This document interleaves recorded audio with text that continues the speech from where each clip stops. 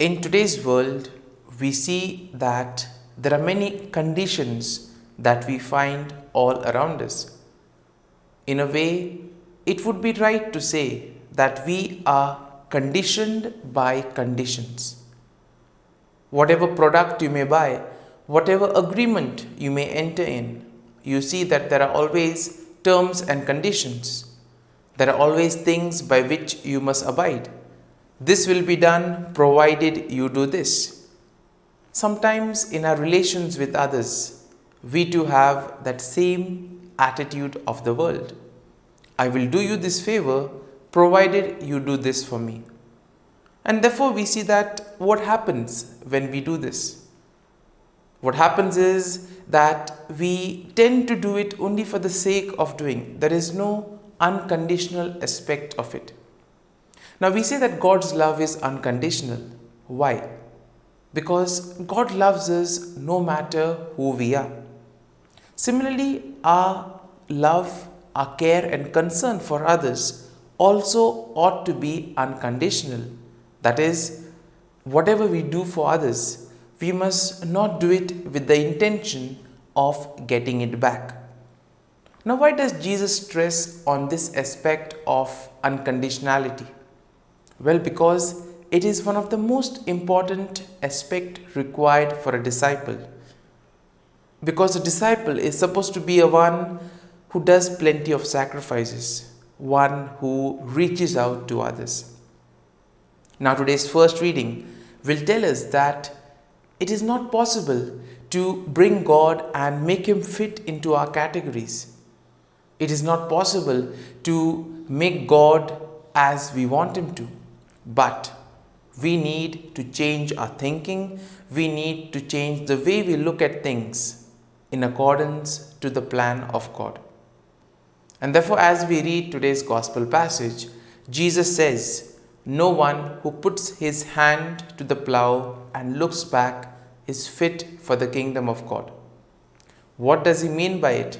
And what message can we take from today's gospel passage?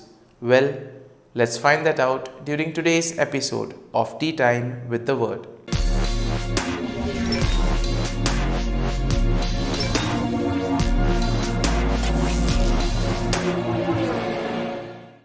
But before we can begin our reflection, let us take a look at the readings for Wednesday in the 26th week in Ordinary Time. Today's first reading is from the book of Job, chapter 9, verses 1 to 12, 14 to 16.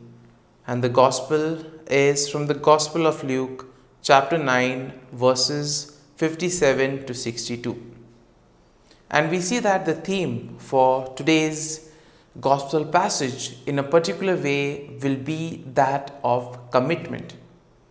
Now, in order to be a disciple of Jesus, in order to follow Jesus and help Him in His mission, we see that we need to be committed and we need to be determined, because we see that these two qualities are very essential. Apart from these, there are many other qualities which a disciple should possess. Now, why does Jesus emphasize on these qualities? Well, we see that the life of a disciple is characterized by self-sacrifice, which means he has to sacrifice some things for the well-being of others. He needs to put the others before himself. In simple words, his life is meant to be a others-centered life. And for this to happen, only a disciple who is committed, who knows well what he is doing, why he is doing it, will be able to accomplish this task in a happy manner. And for this reason, Jesus emphasizes on these qualities, which we shall see when we look at today's gospel passage. But turning our attention to today's first reading from the book of Job. Now we see that what forms the context for today's first reading is what we heard in the last 2 days. First and foremost, the devil or Satan trying to put a challenge with God and saying that Job would blaspheme him if everything is taken away from him. And yesterday, we see that Job, in his humanness, brings out his emotions and experiences a flurry of emotions. Now, the immediate context for today's first reading is the question or the accusation which Bildad puts on Job. And what is this? He says, you have done something wrong. There is some hidden sin in you. That is why God is punishing you.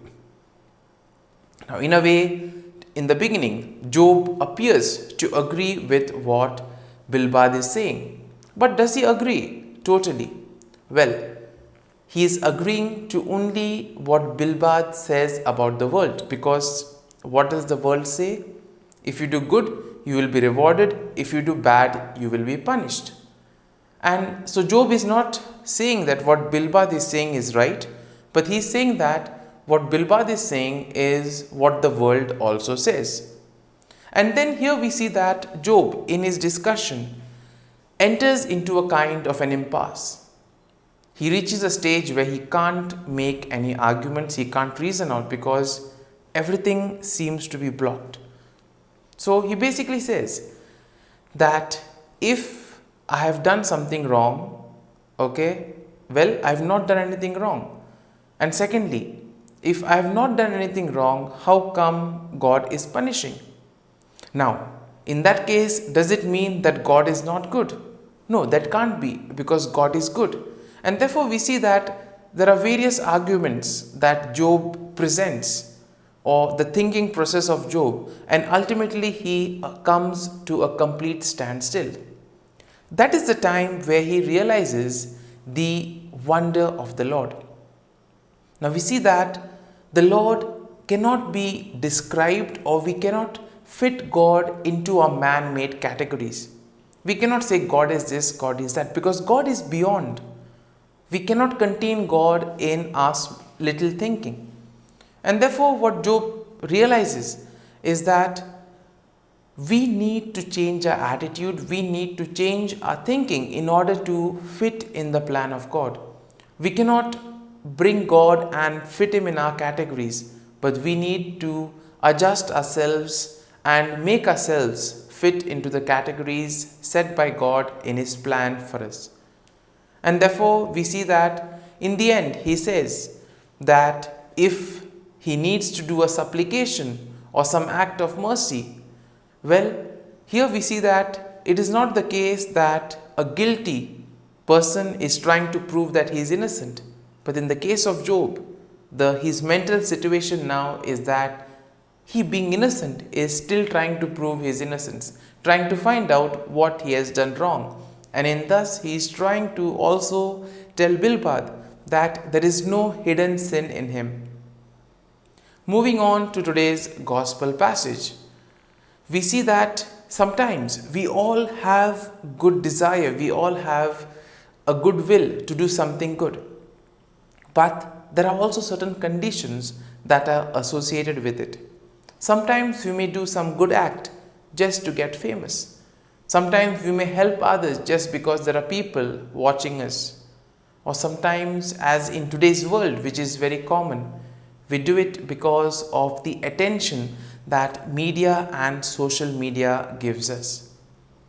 Now, what happens when we do acts for these reasons? We see that the act itself loses its meaning, its purpose and integrity. Therefore, whatever good act we do, we need to do it wholeheartedly without actually having anything in mind. And that is exactly what Jesus also tells today when the people say that they want to follow Him. Now we see that one person says, "Lord, I want to follow you."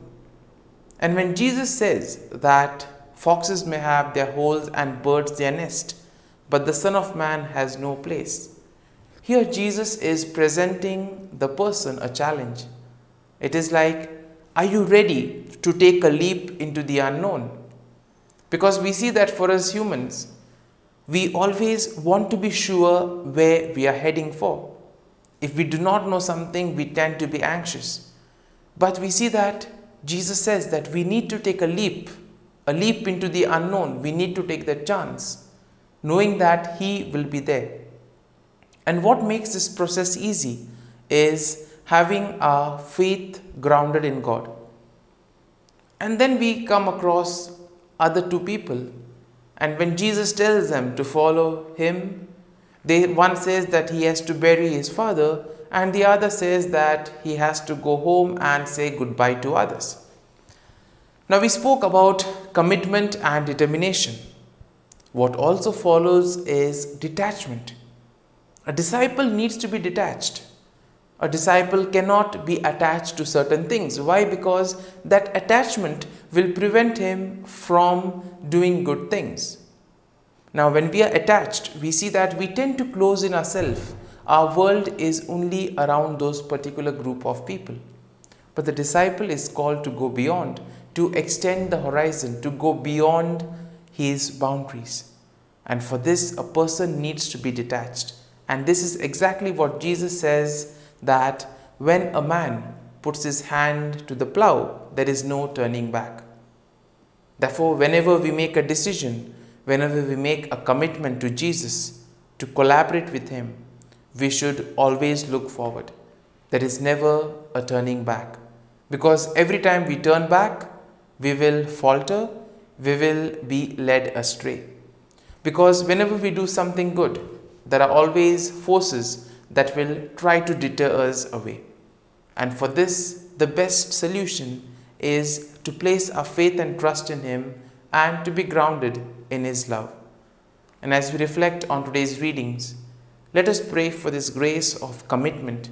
Let us pray for this grace of determination and detachment, that just as Jesus asks us, we too may become good disciples, following Him and collaborating with Him in His mission of making this world a world of peace, joy, and love. Amen.